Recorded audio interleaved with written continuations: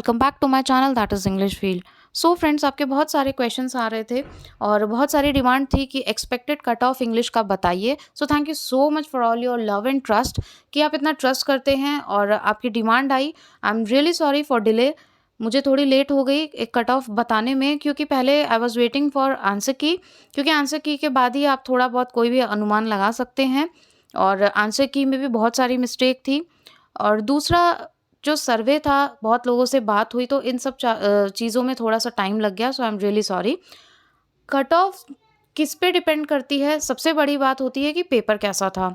तो देखिए, जो लोग बोल रहे हैं कि पेपर बहुत ईज़ी था, तो मुझे नहीं लगता कि पेपर बहुत ईज़ी था। मैं किसी के अपोज़िशन में नहीं बोल रही हूँ, but this is my own point of view कि your paper was not so easy.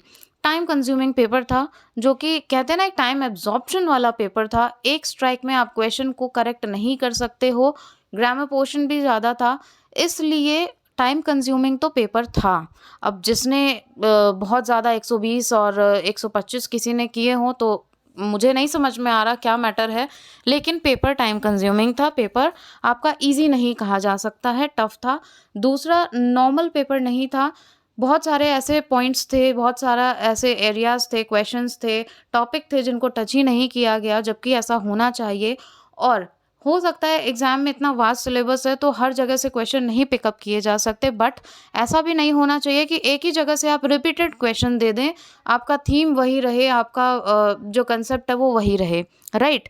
तो ये थोड़ा-सा मुझे अजीब लगा पेपर में। आप भी अपने कमेंट्स बताइएगा, आपको क्या लगा इससे?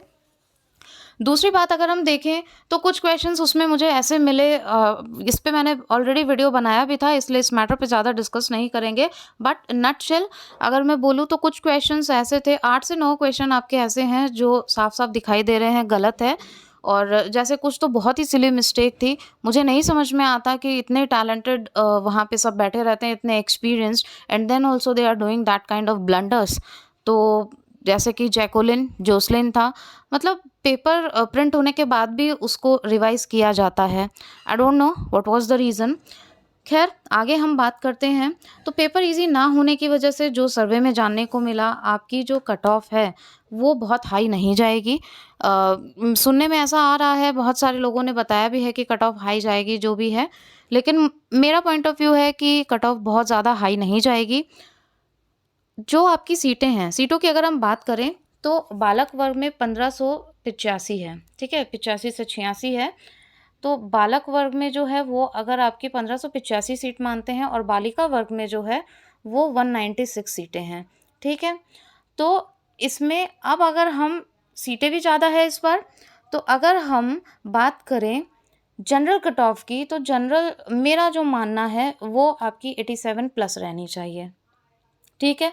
ये मैं एकदम श्योरिटी के साथ नहीं कह रही हूँ, इससे जो नीचे वाले हैं वो भी निराश नहीं हों, क्योंकि 85 प्लस या 87 प्लस, ये आपका कट ऑफ रहना चाहिए। हो सकता है इससे नीचे चला जाए, इसलिए निराश मत होइए, मैं बार-बार कह रही हूँ, क्योंकि ये सिर्फ़ एक एक्सपेक्टेशन है, एक आप कह सकते हैं कि एक्सपेक्टेड कट ऑफ है, ऐसा नहीं है कि एकदम करेक्ट हो। दूसरा, अब अगर हम ओबीसी की बात करते हैं, ठीक है? ओबीसी कैटेगरी की बात करते हैं, तो 83 प्लस पे आपकी रहनी चाहिए। हो सकता है 80 प्लस वालों का भी हो जाए, 1 से 2 क्वेश्चन आप नीचे लेके चल सकते हैं, लेकिन 83 प्लस वालों का जाना चाहिए। ओबीसी में अगर हम बात करते हैं, वो लोग एकदम सेफ ज़ोन में हैं। ऐसे ही जनरल का 87 या 87 प्लस वाले एकदम सेफ ज़ोन में हैं। फिर हम बात करते हैं एससी कैटेगरी की। तो एससी का अगर हम लोग देखें, तो आपकी कट ऑफ वैसे तो 70 प्लस जानी चाहिए, ठीक है? 70 प्लस रह सकती है, लेकिन 75 जिनका है, 75 या 75 प्लस जो हैं, वो तो एकदम सेफ हैं। बाकी 70 प्लस भी जो हैं, उनके भी चांसेस पूरे-पूरे दिख रहे हैं। तो बताने का मतलब ये है कि जिनके 75 या 75 प्लस है, वो तो एकदम सेफ ज़ोन में हैं, लेकिन 70 प्लस वाले भी एक एक्सपेक्टेशन रख सकते हैं। अब हम बात करते हैं ईडब्ल्यूएस कैटेगरी की, जिन्होंने ईडब्ल्यूएस का वो लगाया था। तो ईडब्ल्यूएस वालों में 85 या 86, ठीक है? 85 या 86 भी हो सकता है। तो ये लोग एकदम सेफ ज़ोन में हैं। ईडब्ल्यूएस का इससे ज़्यादा जाने के कोई चांसेस नहीं लग रहे हैं मुझे। तो मैंने आपको बताया जनरल, ओबीसी, एससी, ईडब्ल्यूएस इनकी हमने बात की। तो कहने का मतलब ये है कि अगर कुछ लोग बोल रहे हैं कि 120 प्लस क्वेश्चन किए, या फिर 125 की तो बात ही खैर अलग है, या फिर 115, तो इनका जो परसेंटेज है बहुत ज़्यादा नहीं है कि अगर हम कह दें 50% लोगों ने इतना किया या 40% ने भी इतना अटेम्प्ट किया, तो इनकी परसेंटेज बहुत कम है और पेपर टफ होने की वजह से भी मेरिट पे असर पड़ता है। दूसरा, टाइम कंज्यूमिंग था, तो आते हुए भी क्वेश्चंस पूरी तरीके से अटेम्प्ट नहीं हो पाए, या फिर टाइम बचा तो वो एक जजमेंटल ओपिनियन जो होता है वो नहीं निकाल पाए। अगर टाइम मिलता ठीक से पढ़ने का तो ये सारी चीज़ें मैटर करती है। मेरी भी बहुत सारे लोगों से बात हुई है। बाकी आप लोगों का क्या ओपिनियन है, आप लोग भी बताइएगा। अब अगर हम देखें कि आंसर की जो रिवाइज़्ड आएगी उसमें कितने क्वेश्चंस करेक्ट हो सकते हैं, तो देखिए आयोग क्या करता है, क्या नहीं करता है, इसके लिए आप एक एज़ अ स्टैम्प तो कुछ भी नहीं बता सकते एक फिक्स। लेकिन 5 तो ऐसे क्वेश्चन हैं जिनमें उनको कॉमन मार्क्स देने चाहिए। होने को तो और भी बहुत है, जैसे आपका क्लोज़ टेस्ट था जो पैसेज था, उसकी अगर बात करें तो वो पैसेज कहीं से लिया गया है जिसका कि पहले का जो पार्ट है वो हमें नहीं पता था और वो बीच में से लिया गया था। तो या तो ऐसा करना, क्योंकि देखिए ये it's a kind of story, तो जो चीज़ आपने प्रोवाइड ही नहीं की पेपर में तो उस चीज़ पे जज कैसे करके कोई आंसर दे देगा?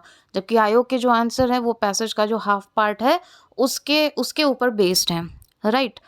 तो ये सारी चीज़ें हैं, आप भी बताइएगा क्या आपका पॉइंट ऑफ व्यू है या फिर आपने कितना स्कोर किया।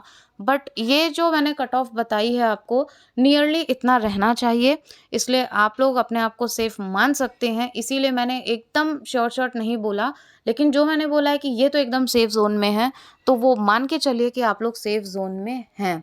और प्लस में आपके मार्क्स जाएँगे ही जाएँगे कुछ क्वेश्चंस के। अगर तरीके से आयोग ने इसको रिव्यू किया होगा तो 5 क्वेश्चंस के आपको कॉमन मार्क्स मिलने चाहिए, वरना एक तरीके से देखा जाए तो ये आपके साथ में नाइंसाफ़ी ही होगी। Okay? So please to share your comment, please to share your views in comment box. Thank you so much for watching, and if you have further query then you can comment in comment box. Thank you.